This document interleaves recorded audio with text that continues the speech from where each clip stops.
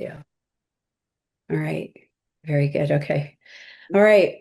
Well, hello. Thank you so much for joining us today and jumping on to watch an interview with Rhonda K. Velders and Michael Helminiak. And I'm excited about this because Illuminated Pathways Family Therapy has done such great work, and our relationship with this individual has truly enhanced our practice and allowed us to do great things with our clients, even together.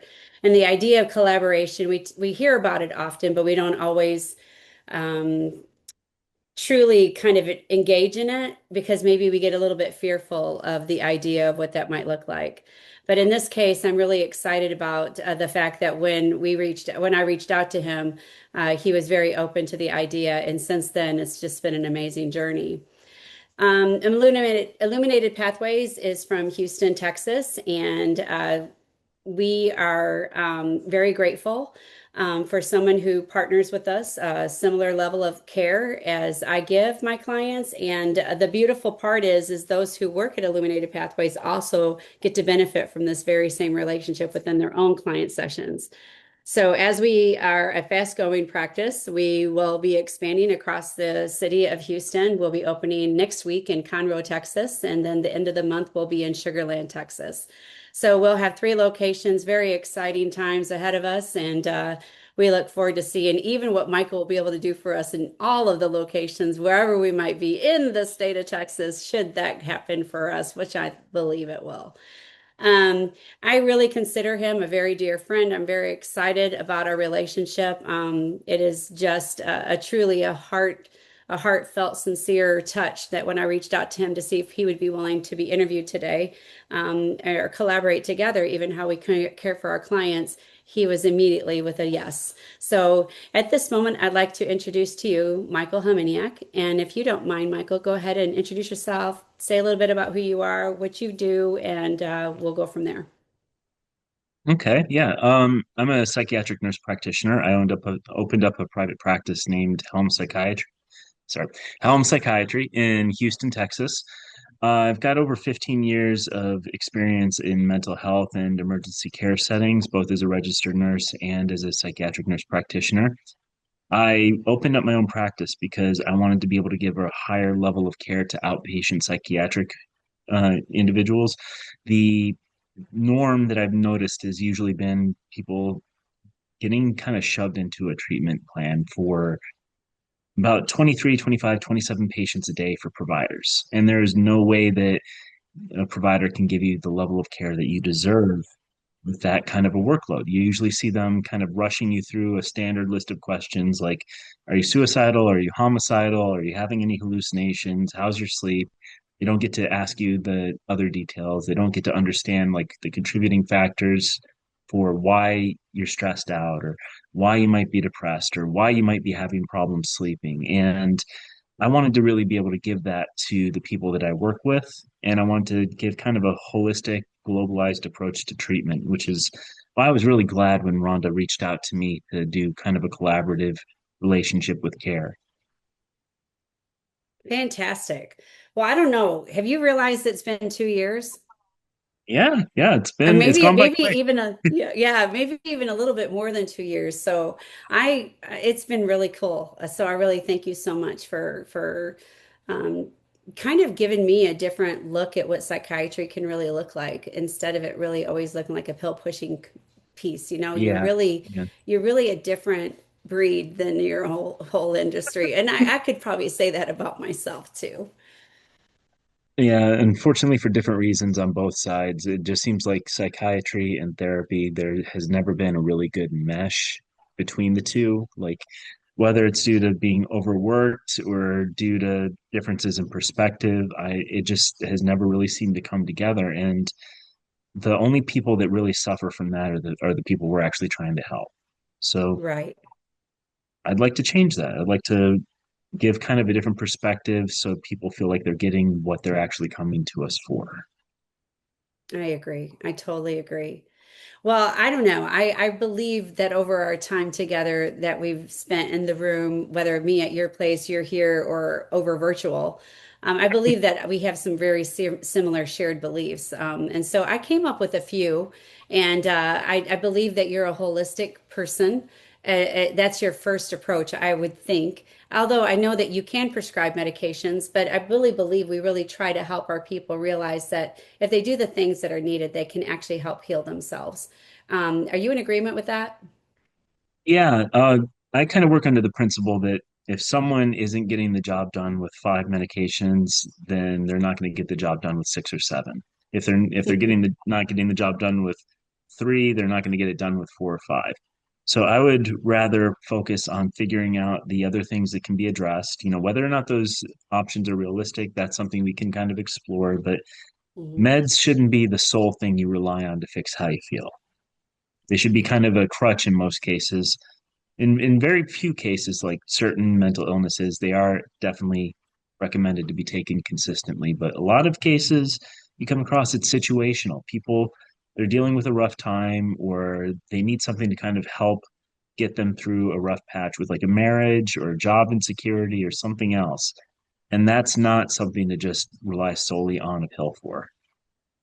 Right, I would agree. I think sometimes too, in those instances too, it could be grief. It's just it's really a hard rush into their life. They just Yeah. need tools to help them kind of balance until they get out of that, whatever that might look like, even.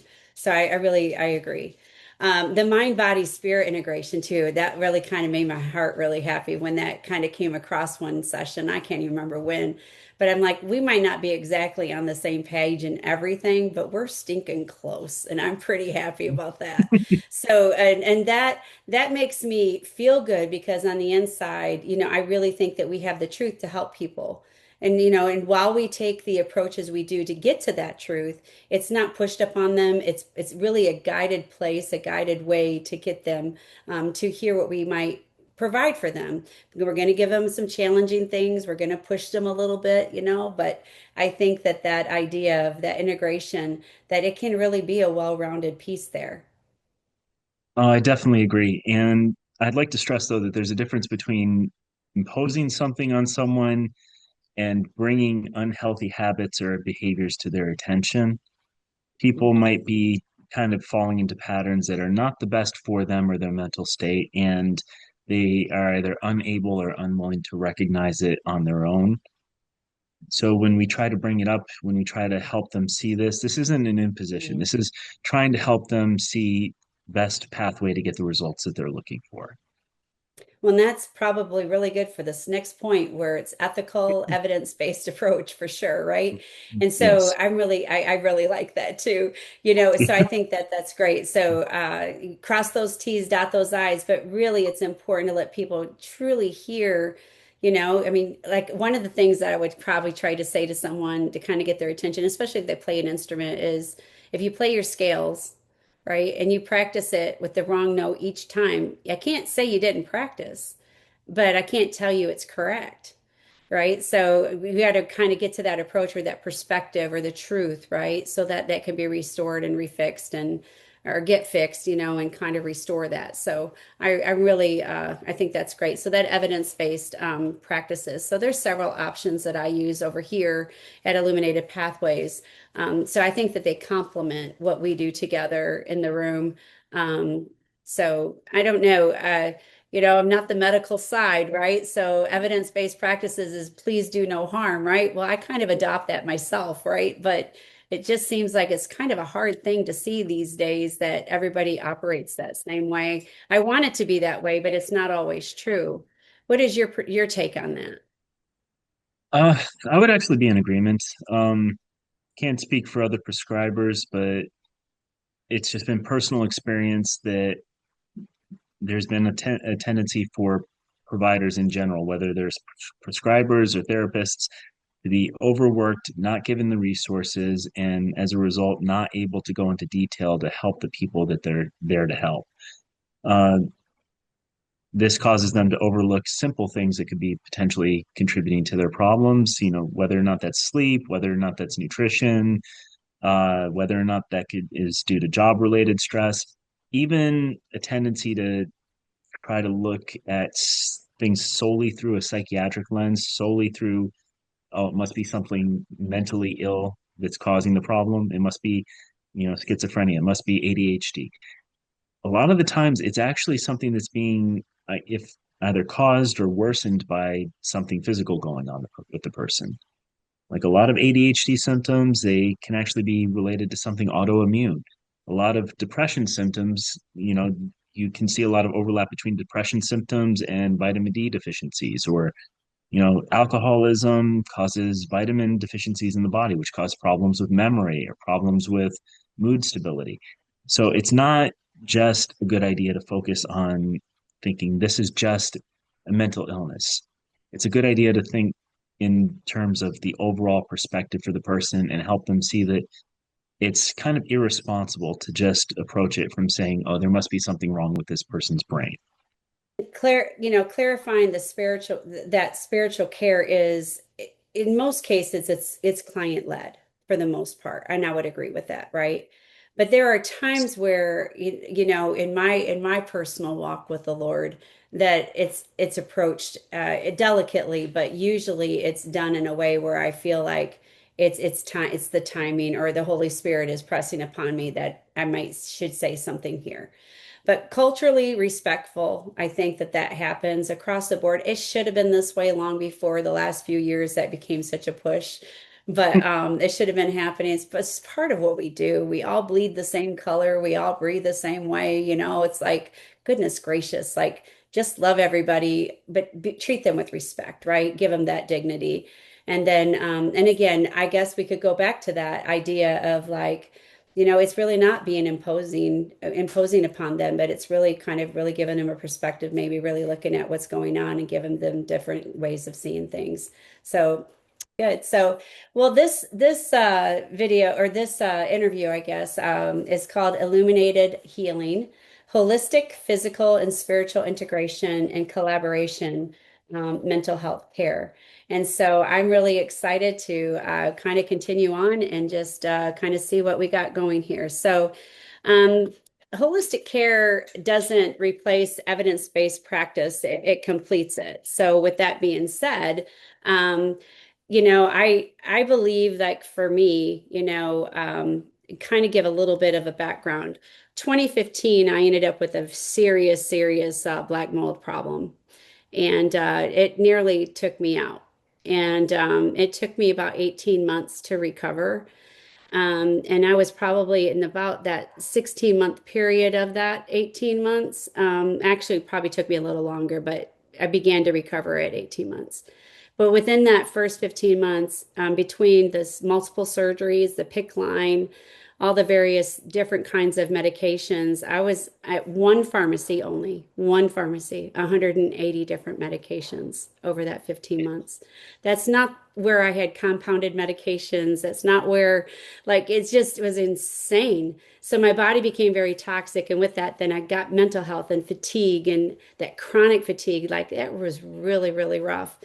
But then I reached out to my friend who is a chiropractor, and she introduced me to Juice Plus, and that's when I began, like, what else did I have to lose? There was nothing more they could do for me. It was beginning, the infection of the black mold was going through the brain barrier, and so I was really, really sick, really sick. So the idea of holistic care really was turned on to me in 2016, and an idea of really realizing that your body can heal itself and do the things that it needs to do. So that's when I really began to change what I did in my practice, and teach that to other people. I'm a sole believer in the whole food nutrition and the nutraceuticals that come along with that. I also believe that blood work's necessary to know what levels are what, and what you can do, what you can't do. All that stuff's necessary.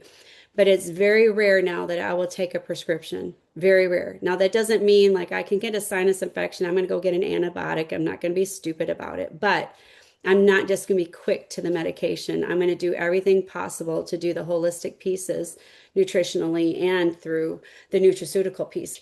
I believe that the best way to integrate health is to teach people that they can go do these things and really actually help heal themselves, but they, even when they don't feel like it, they still got to go. They got to still do it. Otherwise, the body's going to deteriorate, the mind's going to fall apart.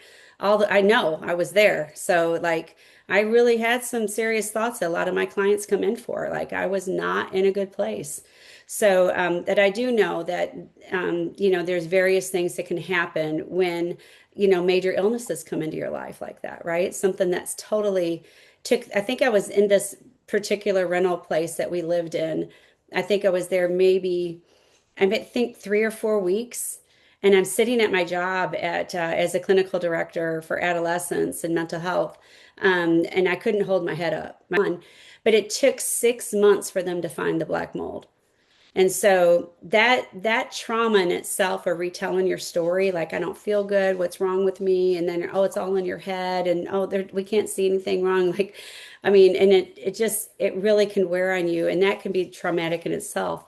But then if we take other pieces in our life where we have other issues that go on, maybe it could be a childhood history, it could be an adult history, it could be just a job loss even, right? Where it can really kind of do some things. So, but some of the things that I do here at Illuminated Pathways is I promote with my staff also. Everyone works very well with just about everyone that walks through the door because they are trained in all the things that I have normally seen in my own before I had my staff. So everyone knows how to handle couples.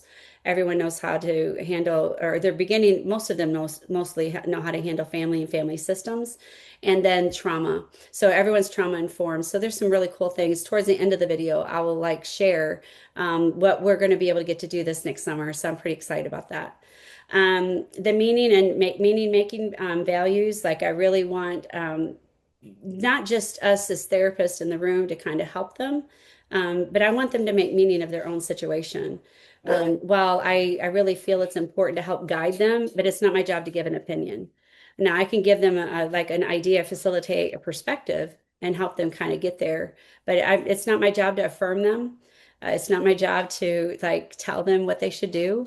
So they have to bring their own meaning into what's going on. So kind of getting them to that place might be difficult at first, but it's really good when we get there. But then that piece of like even who I am, right? Oftentimes in our own industry, it is such a rough place where like we're considered, if we do any type of faith-based counseling, which is who we are, we're considered doing conversion therapy. So I get really annoyed with that because it's like saying, okay, well now I can go into the therapy room, but I got to remove half of me while I'm there.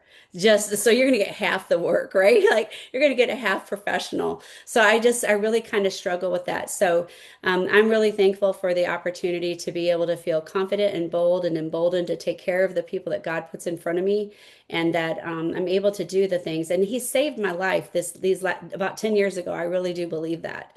And I really believe that because of that, it's really changed my perspective and how do I do mental health care and physical care and spiritual care, all of those things. So that whole body approach is pretty critical for me. What about you, Michael? What is your lens?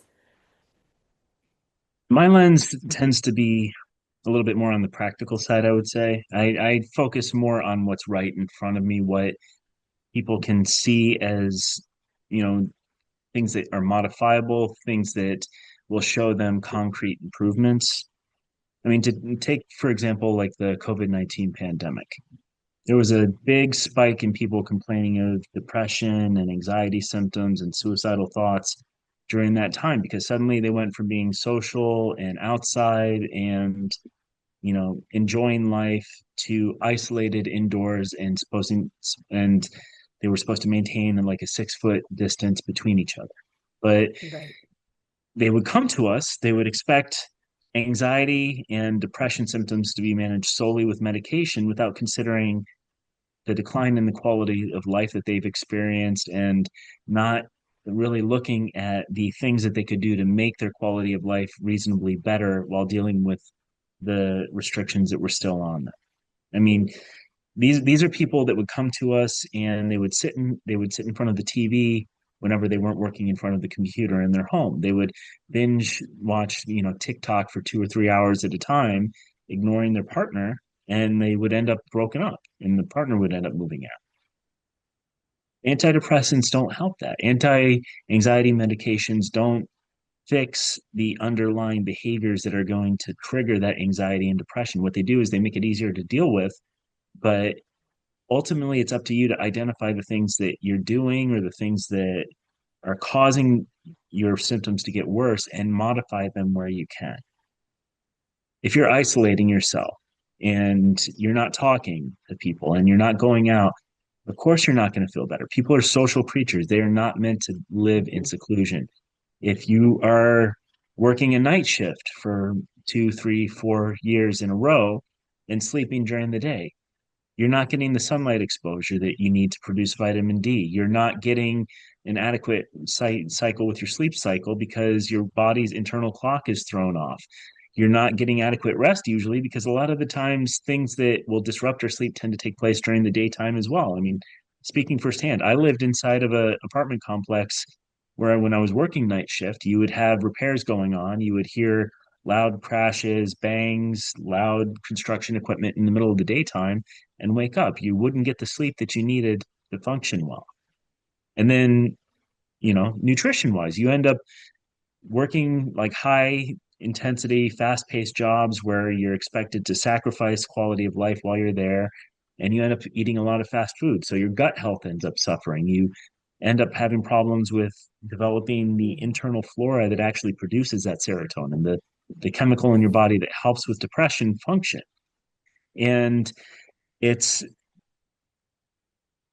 trying to fix something like that with just an antidepressant. It's kind of like trying to press your foot on the gas pedal without any gas in the gas tank. The medication, it acts on what's there. It doesn't fix a decline in it. It doesn't fix a problem with the engine. It only deals with a specific part of the process. So trying to just push your foot down on the gas pedal when there are other things that need to be fixed, it's not going to get you the results that you're looking for. It's going to leave you feeling frustrated. It's going to make you want to quit. It's going to make you have a negative, outlook on mental health treatment in general. And then you end up getting frustrated and you feel like you're hopeless because your situation hasn't improved. Medication is meant to be a tool, not the only tool. It's not meant to completely overtake any other responsibility or any other intervention that you can do to fix your situation. And so oftentimes, that when I tell them I'd like you to reach out to Michael because I think that he might be a really good help at this little stuck spot we're in. Well, I don't want to be on medicine. Well, I don't want you on it either. So, but I still No, think calling him would be really good. I think that's really such an odd thing for people. Like they go, so you want me to call him but not go on medicine? Yeah, it's really true. If you need it, we'll figure it out. We'll put you on it. But like, what if it's just like we needed a little bit of help and guidance, whatever, right? So it's really kind of neat to kind of see them. They go, I don't want medicine. I don't either, but I think he could help us, right? So I think that's one of the things I really like. Chiropractor that I was talking about, my friend, she was actually in Denton, Texas. And when I used to live in Salina, Texas, just near there, we used to go to church together. And so I called her one time, and I didn't even know that she did Juice Plus, honestly. And so and I think it was July 3rd, 2016. I was just told by my doctors that there's nothing more they can really do. They've done all the surgeries they could do. The next thing they could do is scrape my lungs, right? So it was really bad. I was in really bad shape. And so I called her, and then my husband and I talked to her for probably a good couple of hours from here. We live down here at this time now, and she is the one that introduced me to the Juice Plus. So this is not a Juice Plus ad or commercial, but it's I believe, the thing that began to restore the cells in my body as I got off all that medication. And I won't go a day without it ever again in my life. I just won't. So, but in that process of me being here, I really like chiropractic care. I really do. I think it's a really good thing for your body. And so, I was given a name, Dr. Amy McDaniel. And so she and I, like now, I don't know, since 2016, I guess this will be our 10th year knowing each other. It's pretty cool. Anyway, so she now helps take care of some of my clients, right? So she joins us on, like, she's in the area on Wednesdays here, And so she helps take care of those that need some extra pieces, you know. So now when I get a sinus infection, I just call her and I get an acupuncture. I don't, I Okay. choose, you know, most times I'm able to make it without an antibiotic. I promise you, it's just amazing. So this whole body health piece, right, is really critical.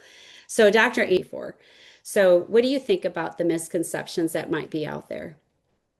I definitely agree. Part of what I do during the very first meetings with individuals is I do what's called a biopsychosocial assessment. And besides looking at symptoms, and I look at history, I look at, what's their work schedule like? How many hours are they working? What other obligations do they have? What's their diet like? When's the last time they got lab work done? What else has been checked out? Et cetera. And part of the goal with that is to help reduce the amount of medication that's needed because you shouldn't Hmm. have to be taking 10 pills to feel better. And, Yeah. to give you kind of an example, I've had one individual recently that came to me that reported multiple failures with antidepressant medications over the years. Just like half a dozen antidepressant medications did not work. And eventually I'm doing the assessment on this person, and find out that there's never been testing for something called an MTHFR gene mutation. What that is it's a mutation that can affect the processing of folic acid in the body, folate. When you have problems with that, it can cause problems with your mood. It can cause problems with your body's ability to remember things very well, cause problems with other symptoms related to depression as well. And antidepressants, they don't fix that.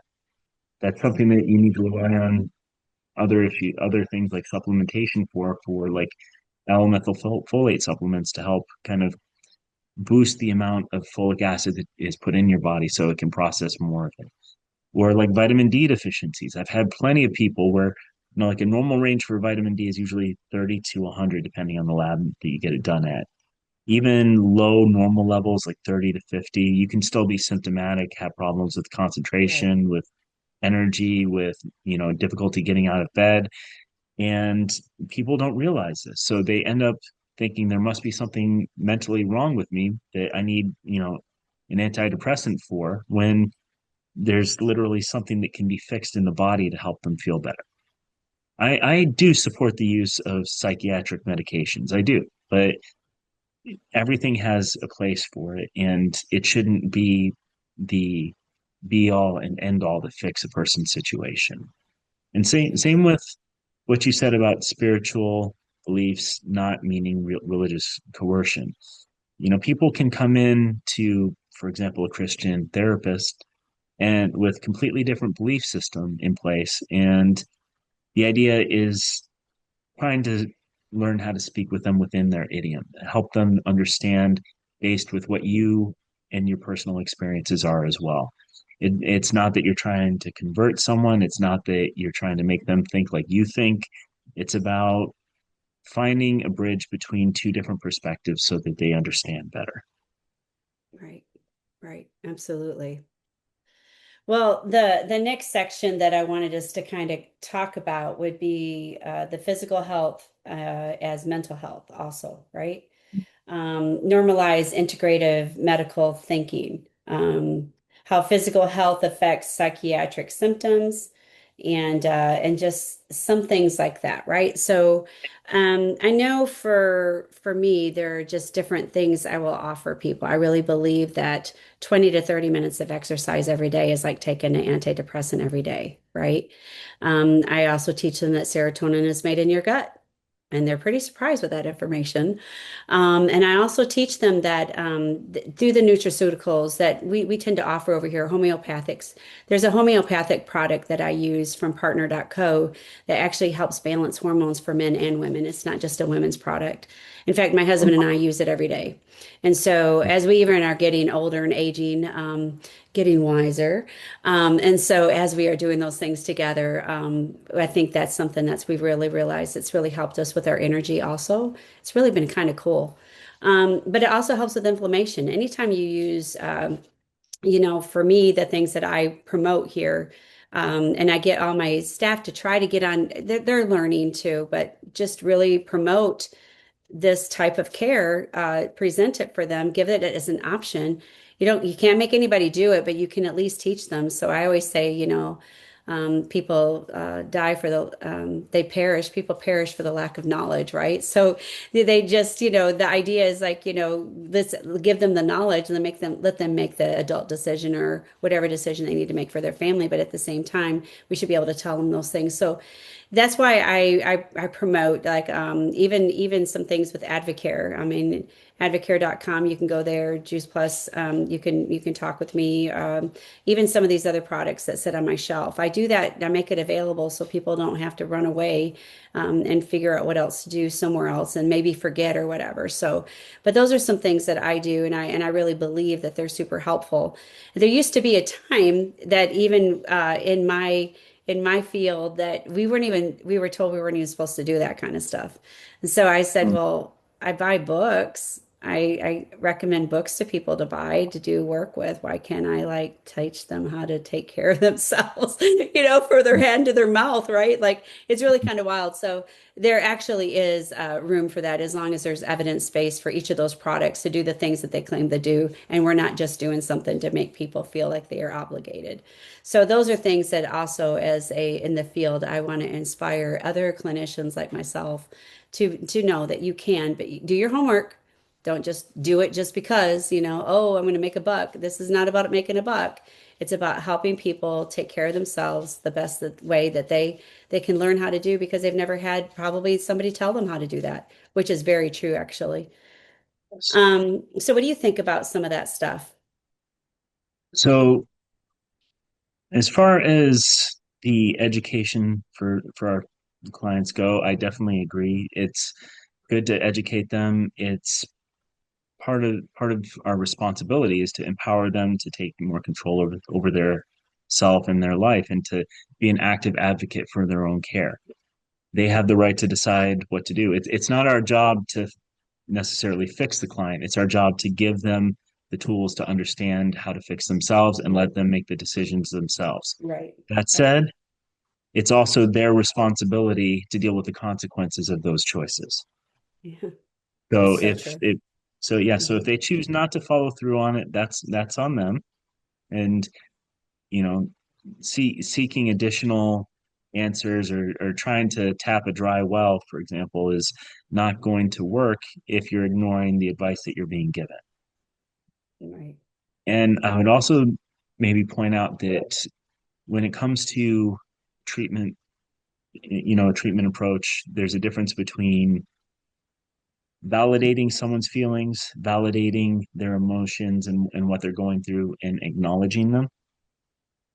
Someone can come into you, they can tell you that, they've got these feelings that they're angry or they're depressed or they're dealing with a coworker who absolutely hates them. And it's true, we're not there to see what's going on there. We're taking this information at second hand. We're taking their report off of this. But validation of those feelings kind of implies that inherently that there is a truth to what they're saying. Acknowledgement in, is recognizing that they're feeling them, but leaving open the possibility that maybe those feelings aren't actually accurate, and maybe there's room to kind of adjust the perspective. Right. In some people, this is something that happens in therapy or even with psychiatric providers.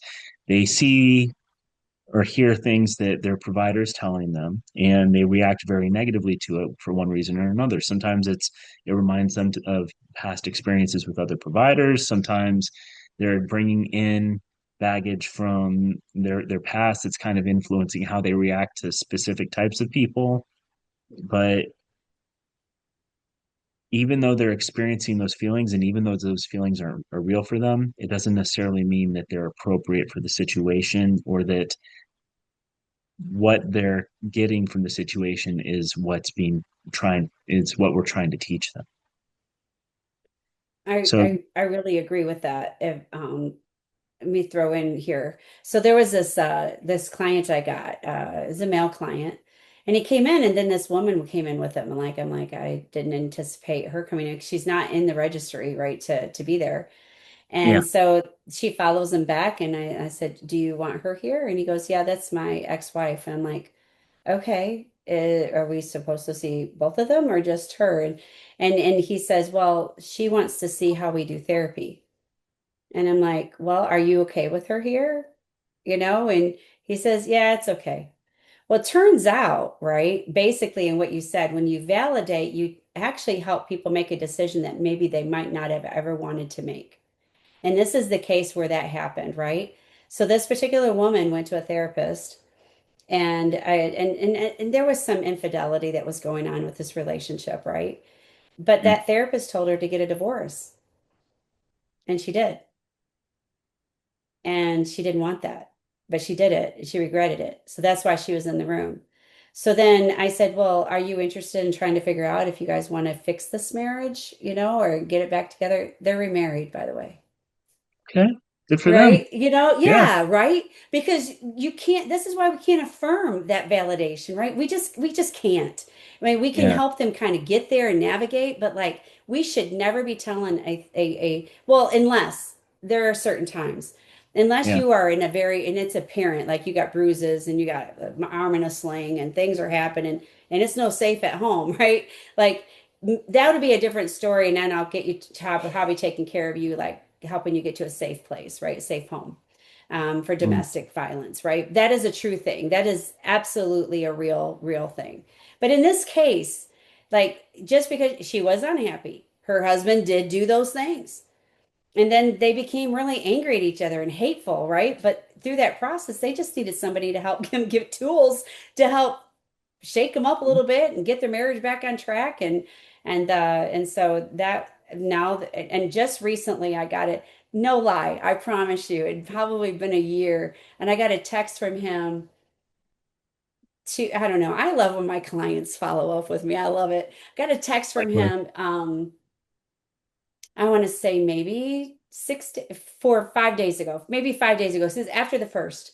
And he gave me an update on how they're doing.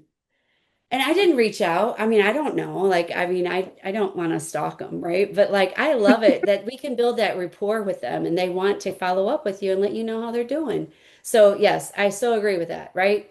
Some cases though where clients bring in lingering feelings and memories from other relationships with people that the people that we remind them of, Oh, whether yeah. it's a friend or family member or a spouse.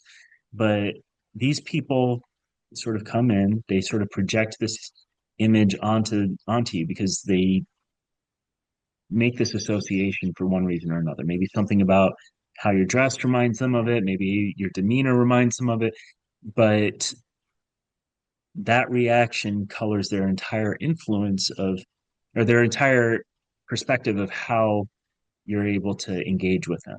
And the result tends to be that it interferes with our ability to help these individuals, and it tends to make them mistrusting of whatever we tell them. Sure. In some cases it makes them, there's a term, a phrase I like, it makes them constitutionally incapable of absorbing the material you're covering. That, Yeah. maybe another person is a better fit, exactly, or maybe this is an issue of this person learning how to process those older feelings first before they're ready to teach, they're ready to deal with whatever you're trying to teach them. But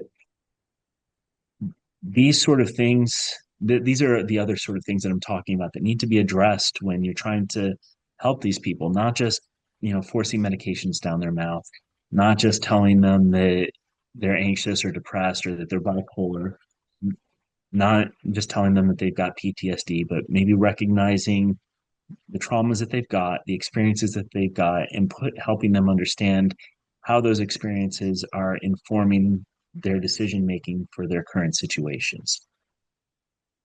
Yes, I agree. And then on top of that, then, a lot of times, and I'm sure you've experienced this well too, especially with your clinical and inpatient work that you did, right? Exercise is so critical, right? So if Yes. we're bombarding ourselves with all of these things, or maybe they're not something that, you're causing for sure, right? It could be Yes. just the circumstances of life that are not any of your fault. They just happen and then they create a reaction out of you. then that creates that place, well, I don't want to do anything. So now I'm not going to go out and I'm not going to go to church and I'm not going to go out, I'm not going to go for a walk. I'm just going to get a blanket and I'm just going to go to bed and I'm going to go sleep, right? But then what happens is then your body just breaks down even more. And so really, truly trying to teach people those grounding techniques, and part of those is really being active, right? Just go do something different. You don't have to go to get a gym membership. Just go for a walk, or doesn't have to be laborious. Just go for a leisure walk, do something, get out. And that idea of all of that too, I think that that's critical too, to kind of help them understand that they are in charge of those things, right? They are in charge. So if they don't want to keep feeling what they're feeling, our recommendations to help them kind of get into those places that I think will be very, very helpful for them long term. It might be slow in the beginning, but eventually you're going to start feeling better and feeling better and feeling better. And then next thing they're like, wow, I feel really great. I'm like, I know, it's awesome to see this. So now that we got like somatic feelings, I see this a lot more with kids and teens. And then I do see it with some of my younger adults. I hate to categorize, but we are like the millennials and on down, right? I see this more than I do with my older people. And I don't know if it's just kind of like because we had social emotional learning in school, always everybody's taught like how are you feeling, and versus, the schools became very tapped into like how everybody was feeling and not as much education.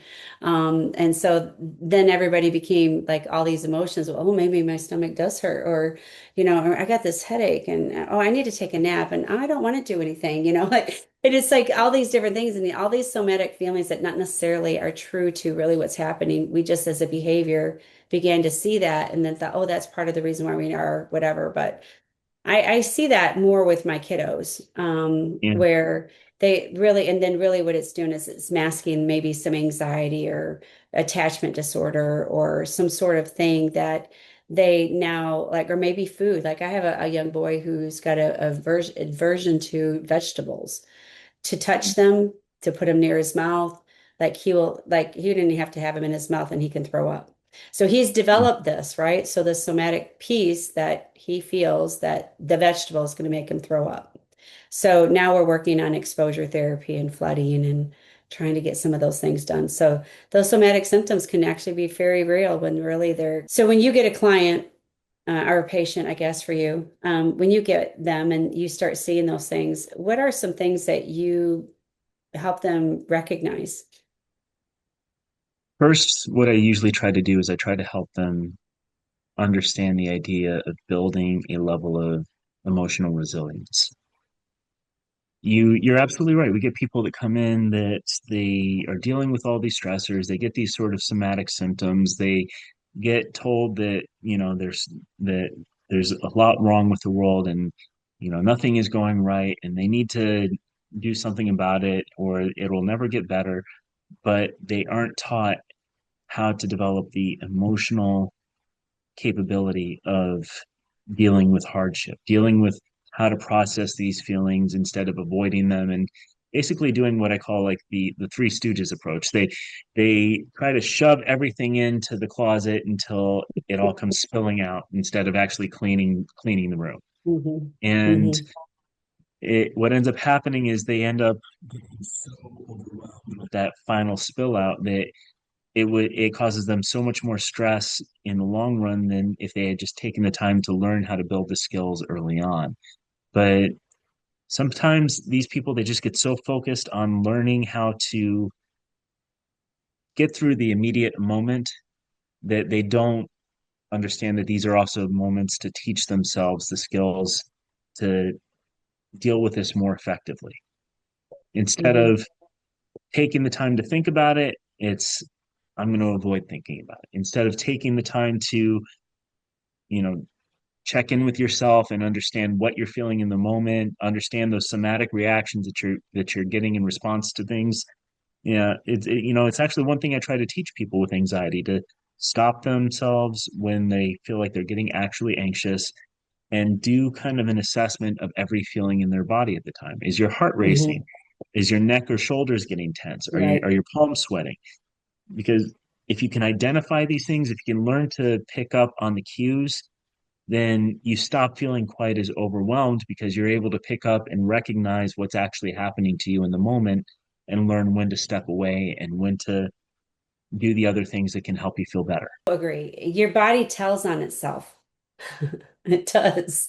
And so if you listen to those things that are happening, then you actually can start to see, oh, wow, those symptoms really do make sense. Wow, this, like, okay, now I can actually change them. And it empowers them that they feel like they can get, and they can take care of themselves. I love it. You doing okay? Yeah, I'm good. I'm having fun. This is great. Yes. Okay, so the next segment is spirit, meaning, and identity in clinical work. So the purpose is to address spiritual care ethically and clinically. So I'll let you you have our little script there. Kind of go ahead and kind of start us out, and I'll cap it up. Okay. Uh, Maybe it'd be helpful to kind of approach this from a case study sort of perspective. We've got a mutual client, or actually a mutual former client of ours, that came to us in a certain amount of distress. They were dealing with an addiction to Mhm. pornography. They were dealing with problems with multiple family members, problems with, feeling like they could integrate as an adult into the world, and even problems with just learning how to develop meaningful connections with someone they might be interested in as a romantic partner. We started kind of both jointly assessing this person. We started talking about symptoms. We started talking about the relationships with people in their household. We started identifying what their sense of purpose was, what was causing them suffering, how they view themselves in connection to their family members or the world around them. And as we were doing this, we also started noticing certain patterns with lack of development in interpersonal skills, feelings of powerlessness, feelings of the ability to function on their own. And one thing that you kind of pointed out about this individual is that you noticed that there was a period of vulnerability in this person's past that left them open to being kind of manipulated by a certain group. And this group sort of became like almost a surrogate family for this person, taking control and making it so that this person didn't really have to make decisions for themselves. They would devote their times and energy to meetings with this group. They would seek romantic connections through recommendations of the leaders of this group instead of learning how to do it on their own. They sort of use this as their basis of identity and kind of a source of hope for thriving spiritually, even though this same organization was also kind of responsible for preventing this person from growing and developing into who they actually wanted to be. And ultimately, we tried to confront this individual, and we tried to kind of bring up the concerns. We tried to bring up anecdotal reports of what we found out about this organization from online or from other spiritual leaders, and figure out if they were able to see it themselves. In some cases, such a talk, it can go very, very positively. But in a lot of cases, the person isn't ready to hear what you're having to say. Right. And, for one reason or another, whether or not it's lack of confidence in it or overabundance of anxiety, or whether or not there is something else going on that's preventing them from feeling like they can take that next step themselves, they fall back into old unhealthy patterns. And you see this across the board. It's not necessarily just with organizations. You see this with people falling into old patterns after they feel like a failed job attempt. They suddenly go back out and party, or a failed relationship. They suddenly go back out and engage in kind of unhealthy behaviors in the singles market. Right. And Right. it what ends up happening is they sort of lose their sense of identity. They end up suffering internally. They end up losing hope and becoming kind of biased or jaded towards the possibility of a possible future that works Mhm. out for them. Mhm. And I mean, sometimes they have to reach kind of kind of a rock bottom where they are finally willing to kind of admit that what they're doing isn't working out, and they're willing to accept the help or the perspectives of others besides themselves. Right. Sometimes family can be successful with that, and sometimes this is something that needs to be dealt with by people like us. Right. With the Lord.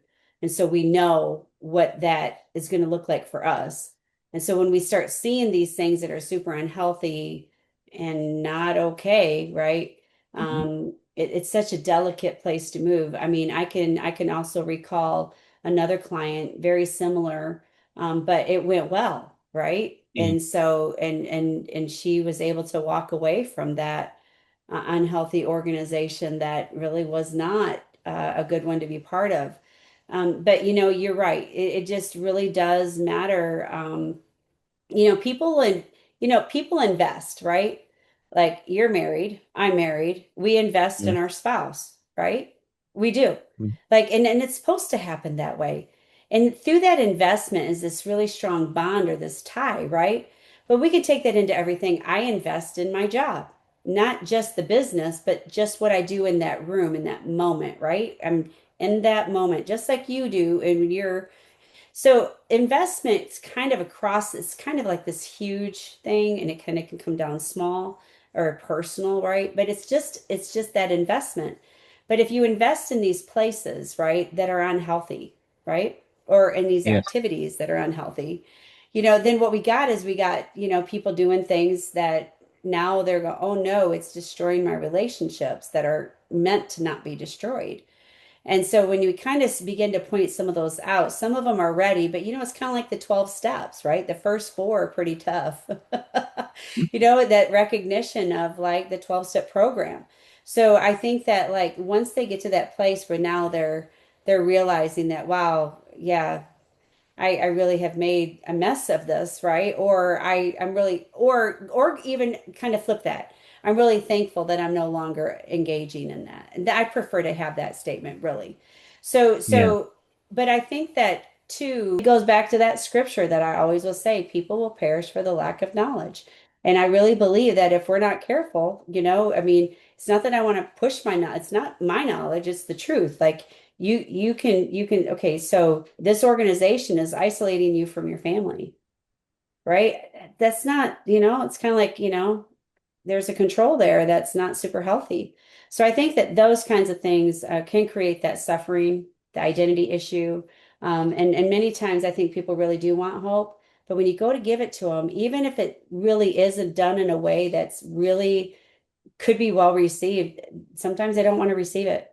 So, and that goes back to their own, that's their consequence, right? It has, and I can still rest my head on my pillow and know that I've done all the things I can possibly do. Doesn't mean I'm perfect, doesn't mean I say the right things, but it just means that I really, with an intentionality of the heart that the Lord would want from me, that I will say what I need to say. So that's pretty important. And then I really try hard not to have a bias. I think I do a pretty good job with that too, for the most part. I think it's really surprising for my married couples that I take care of. So like, because before I had my staff, I did like one week I would do them individually, and then the next week I do them together, and then individually, and then together, right?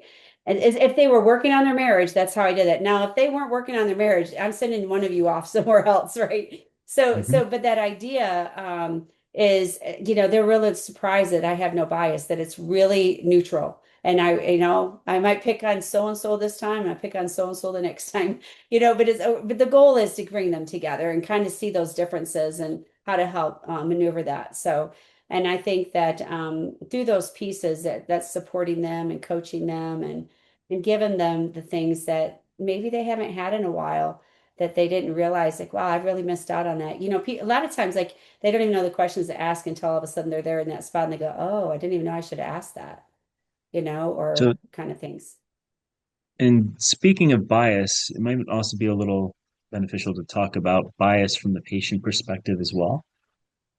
You Okay. can have two providers that are giving the same exact information, talking about the same exact thing, but for one reason or another, the patient focuses on one provider negatively due to an aspect, whether it's religious preference, whether it's gender, whether it's due to, even race can cause it. But Right. what what ends up interfering with, them absorbing these messages can also be directly related to what's what they're there to be treated for. And, sometimes they're ready to receive it, sometimes they're not. Sometimes these people will come under the guise of seeking help, but they are actually seeking an audience, someone to listen to them without them actually investing in the actual change. Yeah. What Mhm. This is where kind of the topic of scope violations actually gets a little bit more tricky because for one, you want to be able to maintain a certain amount of objectivity and set boundaries with these people. And for two, you want to be able to make sure that you're not overstepping your own boundaries in terms of what you're willing to do to try to help them. I've worked with several of your clients at this point. Sometimes, Yes. it can get very intense, and sometimes, I'm willing to drive out to see you and the person in person, but sometimes distance can also be a better option because you don't want to kind of enable them to think that they're getting a certain reaction out of you that they want. Right. Uh, Right. and this kind of goes into what we were about to talk about next: spiritual distress versus psychiatric symptoms. How much of anxiety, depression, problems with talking with others is due to an imbalance in like brain chemistry that needs to be adjusted with medication, and how much of it is due to history and personal decisions that are not being identified and recognized. How much of it is being informed by previous trauma, and how much of that trauma is preventing them from actually investing and having faith in the process of making themselves better. I I admit I don't have all the answers to everything. I don't know everyone's complete history. That's part of maintaining kind of a perspective of humility with treating these individuals as well, making sure that you understand that as educated as you can possibly be, you are never going to learn everything. You are never going to have all of the No, knowledge out there. You won't learn all of the cultures, you won't learn all of the languages, you won't learn all of the scientific materials, but approaching it from a perspective that, yes, you don't know everything, but what you do know maybe might be of service to the people you're trying to help. that's right. And you're lucky to know what you need to know to do the session. It's like, so forget, yeah, let's just kind of narrow that one in a little bit, right? Yeah. But yeah, there's a scope violation too, right? Where we have, and I think because, we're in a society today, we can take all the things that you just said.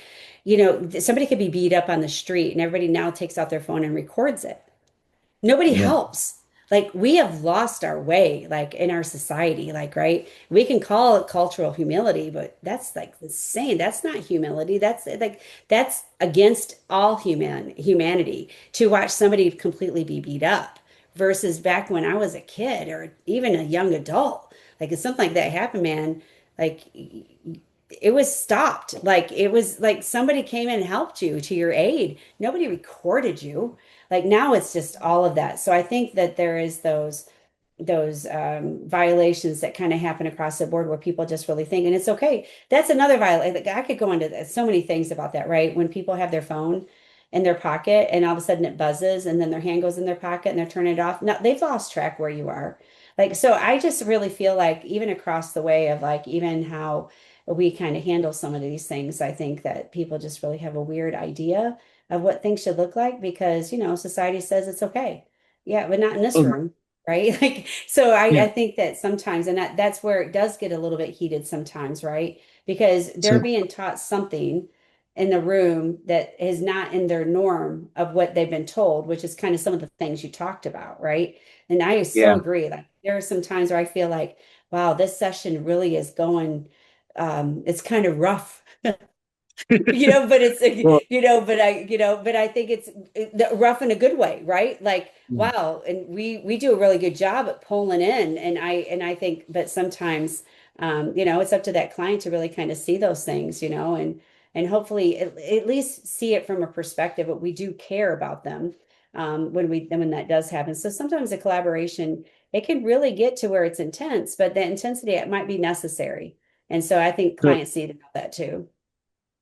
and I like to stress that there's also a difference between cultural humility and cultural respect. And we're not Oh, necessarily sure. talking about cultures in terms of like countries or races or things like that, but Right. even with like professions, you get people that will come to us seeking our help. They will kind of disregard or disrespect our sense of time or the other people that we're Right. trying to help by showing up late. They will answer phones in the middle of appointments. They will basically demonstrate through their actions a lack of dedication to what they're there to get help for. And Sure. when you point that out, when you point out that, you know, they're showing up late to appointments, they're not doing the homework for therapy that is being given to them, or if they're doing it, they're going at a very slow rate, then suddenly it shifts to a perspective of this person is attacking me and not why is this person bringing it up to me.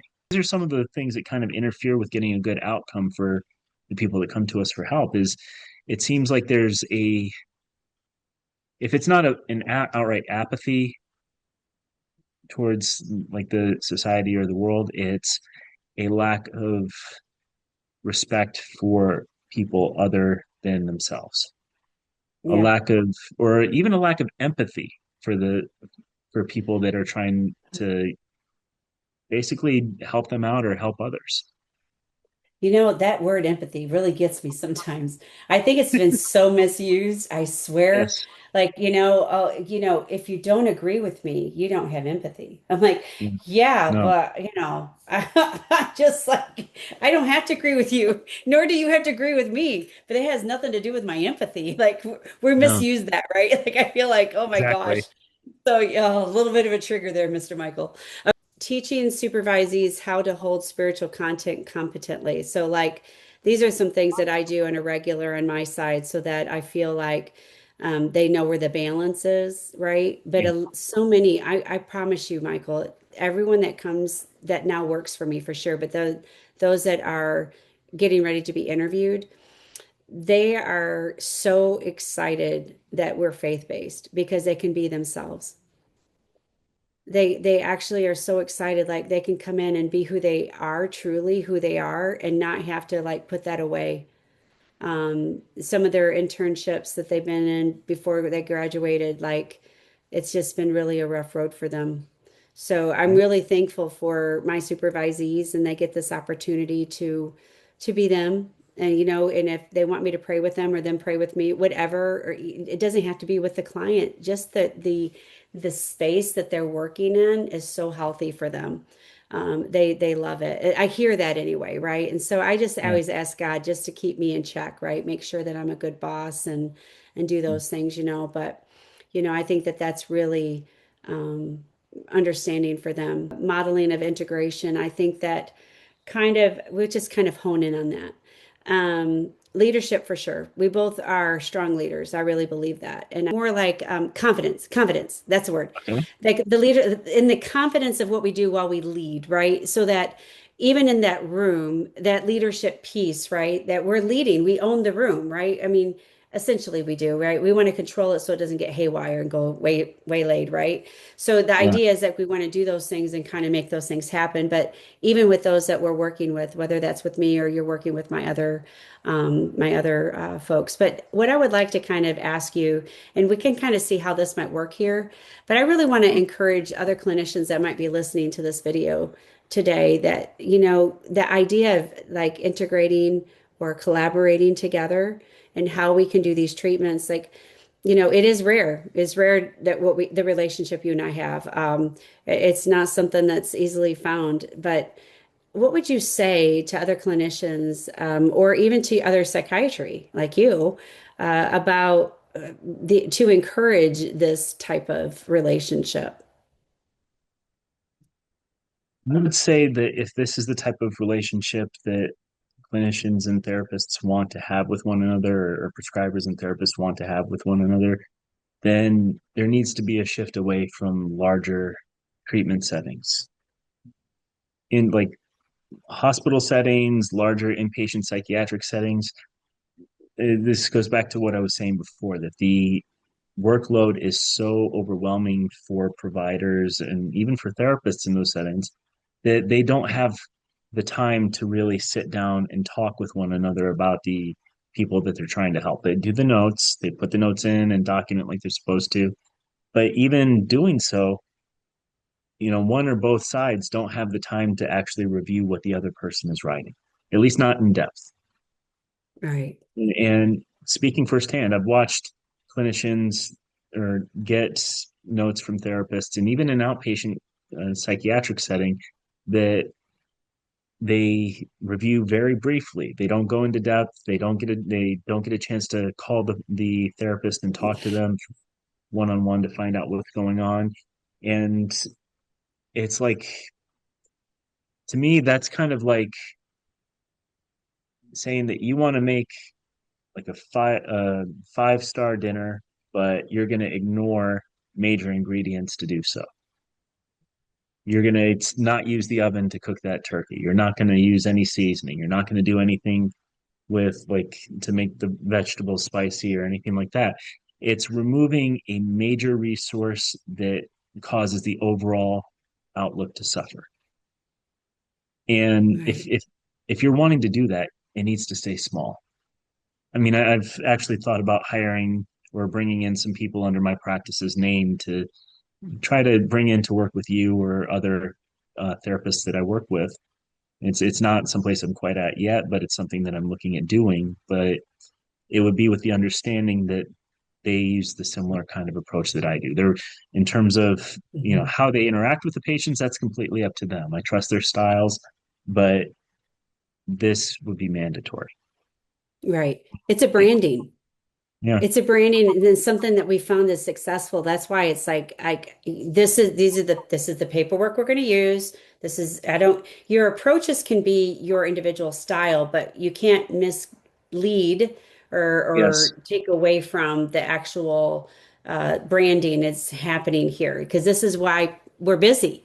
This is why you're Yeah. hired because we're busy because of the branding, right? So Yeah. that's what that beat and I'm proud of you. That's awesome. Yes, Yeah. because you want to make sure you don't compromise. That's a good word. Don't compromise your branding for the very thing of what you want to do for the population of people that whoever walks through your door, like whoever Yeah. that is. Yep, absolutely. And Yes. approach it with a mutual level of respect, consult one another hmm on a regular basis, check in on mutual patients on a regular basis. I mean, in most cases, psychiatry providers are going to be meeting much less frequently with the patient than a therapist.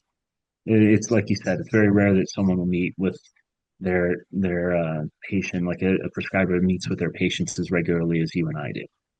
And Right. Or for more than why, 5 minutes.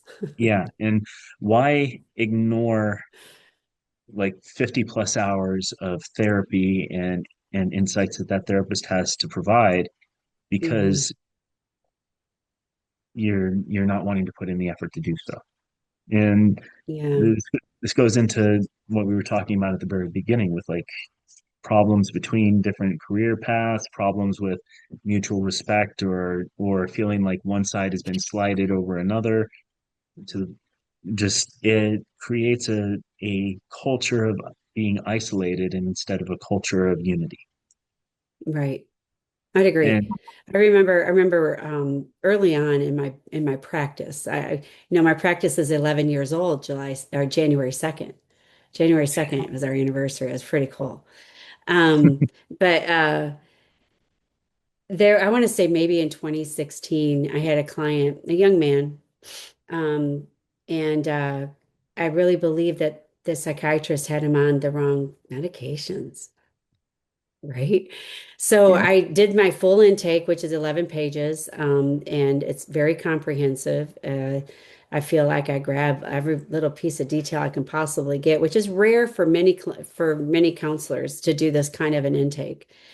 And so then I called, I got a release to be able to talk to them and them to talk to us. And when I talked to the doctor, he just told me I was an idiot therapist, that I didn't know what I was talking about.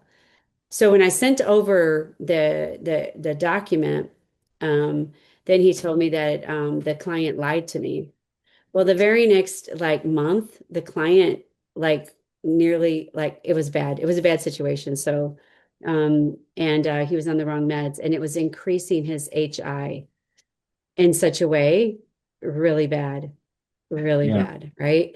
So he was actually sent to an alternative school because of the situation, right? Well, it Yeah. turns out that they ended up admitting him, and sure enough, it was the medication that he was on that he shouldn't have been on because it really wasn't what he had. Yeah. And so, and once they took him off of it, he ended up then going back to public school.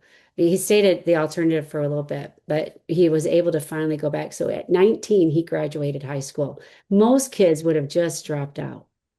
But Exactly. because somebody invested in them, somebody believed in them, but they never went back to the, I mean, unfortunately, that's kind of like, and I'm not all that in a bag of chips, I know, but I pay attention, and Yeah. I want my people to know that I care for them. But at the same time, I just don't think that it was, I just think this idea of that you stay in your lane and I'll stay in mine and we'll never cross, and that you don't know what you're talking about. Like, well, I spend a lot of time with these people, just like you mentioned, right? Like I do. And so I feel like at some point there's some leverage somewhere in there to kind of say, "Well, maybe I need to relook at this, you know?" But whatever that, anyway. So I think that there's some of that happens. All right, so we're rounding the corner and we're going to kind of try to finish up here and kind of see integrated healing and action. So apply the philosophy. And so we kind of, kind of talk about some of the things that happened with that person who chose not to really hear what we had to say or come back and kind of work through the rest of the stuff. His mood did dysregulate when we began to talk about those hard things. I do remember that, right? And Yeah. so, and he kind of got sunken back in his seat and he just didn't want to like look at you or look at me, kind of those things, right? And I think that the spiritual struggle definitely was there, but I think um, the loss of meaning for what we were doing with him was also there. I think it was a both Yeah. and. And Yeah. so, but I do believe that our approach was right. I think Yeah. we took our time to get to the spot we thought it was going to be a good moment. Yeah. I don't regret. And and so, and then the physical health concerns, I I don't know, right? I don't really know what's happening there. I mean, obviously, Same but here. he really struggled with proper sleep. He really struggled with staying on task. He really struggled with a lot of those things. So I really believe that like how we really approached him was the best way that we knew how to do, right? But at sometimes, we could want the world for everybody, right? But they have to engage. They have to want it for themselves, and we can want it Yeah. all day long. Do that ain't gonna matter. But yeah, I really believe that at least even when you're not with me, I often wonder, like, sometimes I hear you in my head, like, not even with our client, maybe with other clients you've never met yet, right? Like, what would Michael think here? Like, because sometimes there are some really difficult, like, nuances that I go, oh, and then you've taught me so much. You just taught me so much. And so that's pretty cool too. I like that. And But no, I agree. So, kind of just looking at our clients and kind of seeing where they are. I mean, we've had a couple of them where we were really interested in even going the extra mile to help kind of do something that would be normally not in our scope to do, to go yeah. help people. So yeah, Do you yeah. do you feel okay? It might be a good idea to kind of talk about uh case study with a positive outcome. I had a specific one in mind, if that's all right. Yeah, let's do that.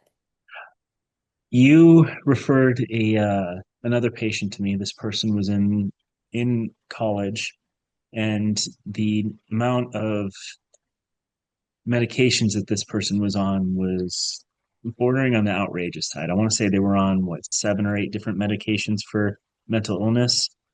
They came to me despite the meds. They were pulling out their hair. They were depressed. They were Mm, anxious. mm, They were isolating themselves like romantically and sexually.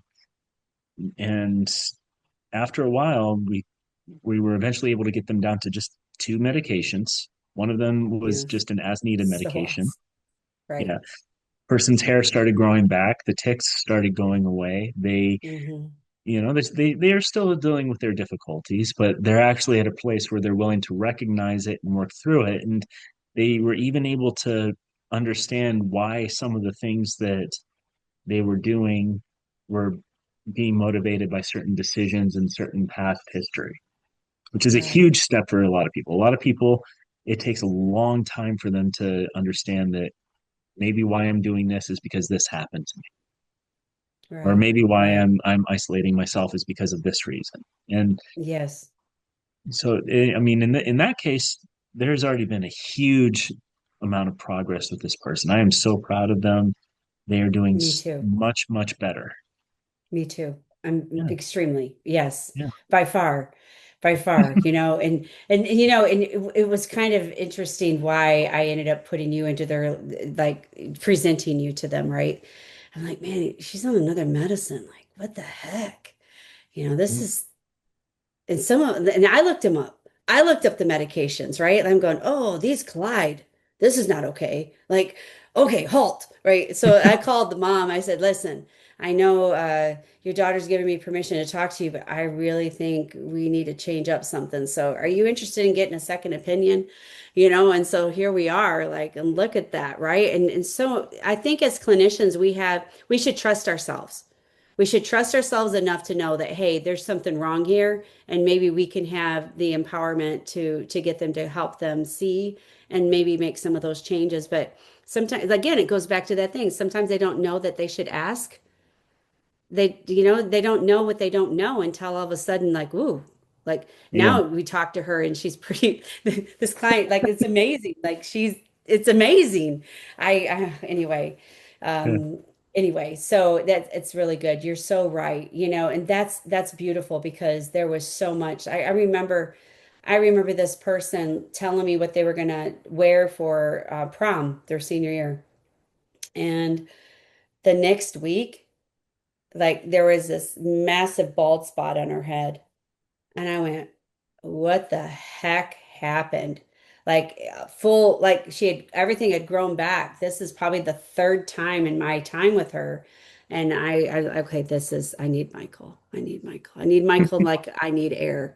Like, and it was important. And here it was, like, just getting her to a place where she could start regulating for herself and taking care of the things for herself and thinking clearly.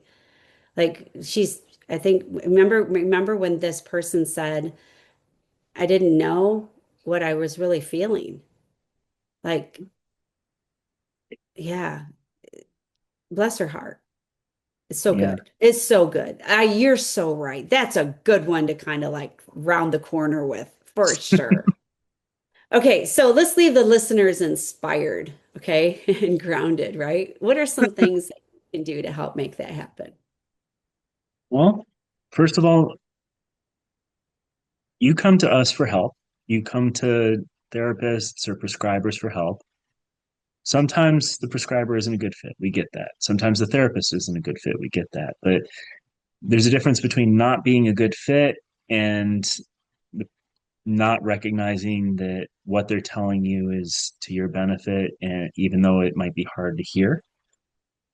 So having kind of a more global approach to it, having a more open-minded approach to it, understanding that things that are brought up, whether positive or negative, are meant to be there to kind of help you get a better understanding of yourself as a whole, not just your depression, not just your anxiety, but also why you feel the good things, why you respond the way you do to things like praise, why you respond the way you do to, you know, getting punished or feeling like you're not recognized. And this is where the holistic care kind of comes in. If you can have a clear thought, if you can have your concentration improved or your depression or anxiety improved, even a little bit with some medication so that you can focus better on what a therapist is trying to teach you, that's going to help you.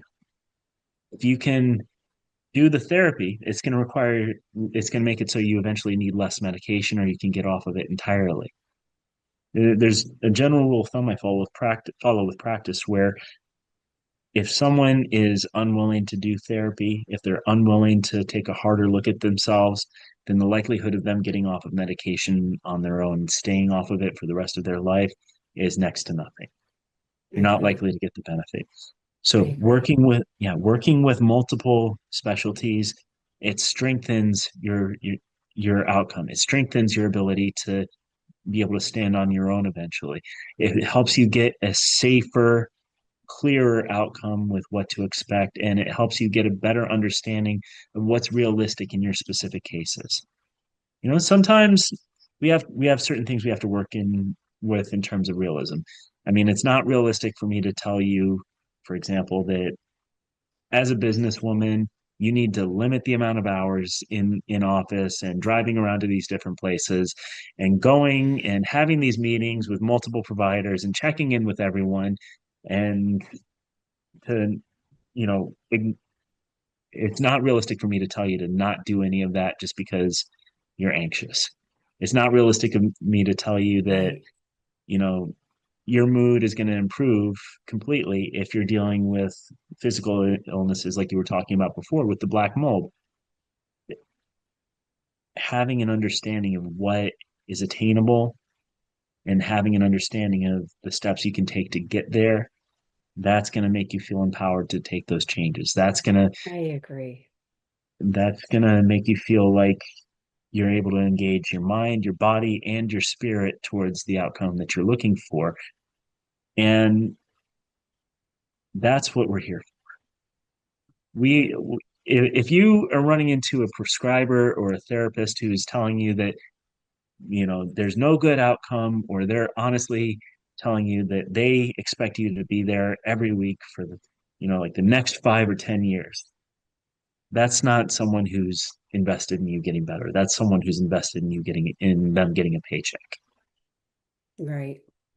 I would Right. I rather, agree. yeah, I mean, if you were miserable in like living in a certain state, or you wanted to move back home to be with family out of state, I would rather you were not seeing me and moving back home to be with a family that you love and be around them than coming to me every week and ignoring what you know will make you feel better. Right. Right. Absolutely. Well, Michael, you just hit the ball out of the park. Hey, how can people find you? What are some ways that people can find you to get the help that you so amazingly do? So the easiest way would actually be to probably look for my practice's Google listing. It's called Helm Psychiatry in Houston. How do I you see spell people that? Spell that. HELM Okay. Psychiatry. Hmm. It's I see people virtually and in person. I see people across the state of Texas.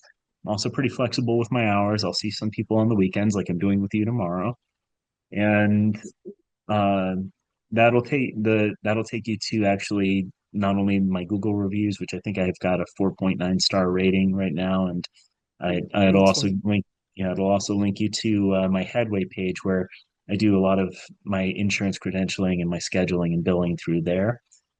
For other billing things, I have a site on a place called Alma, which is for like self-pay clients. But Hmm. even if you have difficulty with those, you can find me on Psychology Today, where you can email me or call me directly, and I'll help you set up the appointment if you're having some problems. Yeah. Very good. Well, and those that might be looking for illuminated pathways, you can find us at Okay. so illuminatedpathways-therapy.net. And you can call 972-768-0754. We'll have somebody ready to answer the phone for you. Um, so yeah, how exciting, Michael. Thank you so much for taking time to be with me and do this little podcast today is very valuable. I believe that it will help a lot of people, at least give them a chance as clinicians, even or even psychiatry, even to maybe see how this works, and then maybe even who knows what client might see this that we might have in the future that will want us to help take care of them.